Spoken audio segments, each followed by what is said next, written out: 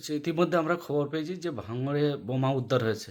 এই সম্পর্কে আপনি দেখুন, আমরা বারে বারে বলে আসছিলাম যে নওশাদ সিদ্দিকী এখানে একটা বোমা শিল্প তৈরি করেছে, যার ফলে আমাদের গাড়ির কনভয়ে আক্রমণ হচ্ছে।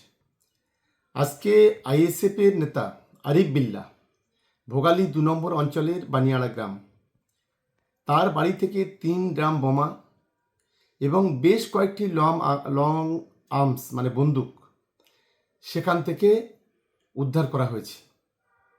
আমরা কলকাতা পুলিশকে অনুরোধ করব, ঠিক এইভাবে প্রায় ভাঙড়ের প্রত্যেকটি গ্রামে নওশাদ সিদ্দিকীর মদতে এবং নওশাদ সিদ্দিকীর দেওয়া অর্থে আমরা বিভিন্ন সূত্র মারফত যে খবর পাচ্ছি, প্রত্যেকটা অঞ্চলে লক্ষ লক্ষ টাকা সেখানে দেওয়া হয়েছে এবং সেই টাকা দিয়ে এই ধরনের বোমা বন্দুক মজুত করা হচ্ছে। আমি কলকাতা পুলিশ কমিশনারকে অনুরোধ করব, কোনো রং না দেখে, কে আইএসএফ, কে তৃণমূল, কে বিজেপি, কে সিপিএম না দেখে গোটা ভাঙড় জুড়ে চিরুনি তল্লাশি চালানো হোক এবং প্রত্যেকটা অস্ত্র উদ্ধার করা হোক।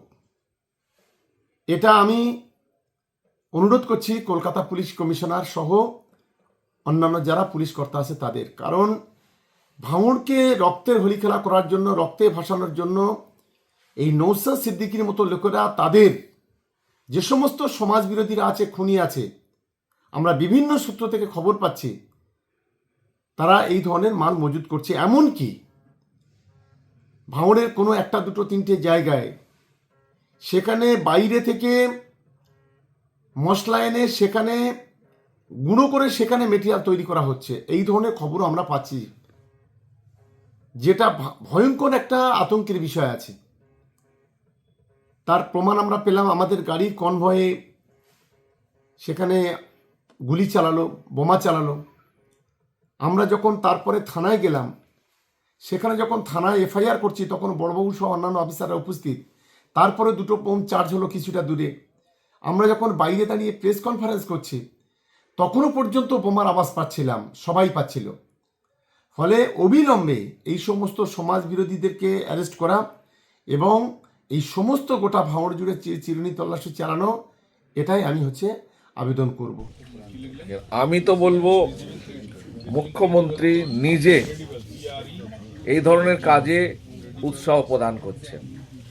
না হলে যে ব্যক্তিকে উনি বলছেন যে তুই তো বোম বাঁধিস, সেই ব্যক্তির দায়িত্ব বাড়িয়ে দিয়ে তাঁকে অনেক বড় প্রমোশন দেওয়া হচ্ছে এবং তার নিরাপত্তার বহর বাড়িয়ে দেওয়া হচ্ছে, যার ফলস্বরূপ আমরা দেখতে পাচ্ছি গতকালকে নলমুড়িতে পাশে যে রাজাপুর গ্রাম, সেই রাজাপুর গ্রামে একদল দুষ্কৃতী তৃণমূল সমর্থিত এই অনুপ্রেরণা পেয়ে তারা আমাদের সমর্থকের 3খানা বাইক ভাঙচুর করে, ওপেন ফায়ার করে এবং অনেকগুলো সেখানে বোমা চার্জ করে। এরপরে উল্টে ঘুরিয়ে দেওয়ার জন্য আজকে যেটা ঘটনা ঘটেছে বানিয়াড়া গ্রামে, আমাদের যে ছেলেটাকে ফাঁসানোর চক্রান্ত হয়েছে, এই ছেলেটাকে গ্রামের মানুষ সবাই চেনে। এই ছেলেটা এইরকম কোনো রকম কাজ করতে পারে না।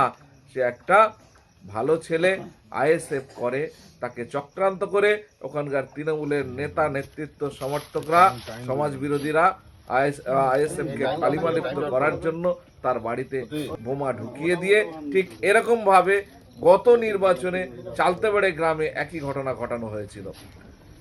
তার বাড়িতে ঢুকিয়ে দিয়ে পুলিশকে খবর দিয়ে এনে সেইখান থেকে বোমা উদ্ধার করে তাকে ফাঁসানোর চক্রান্ত হয়েছে, তাকে তুলে নিয়ে যাওয়া হয়েছে।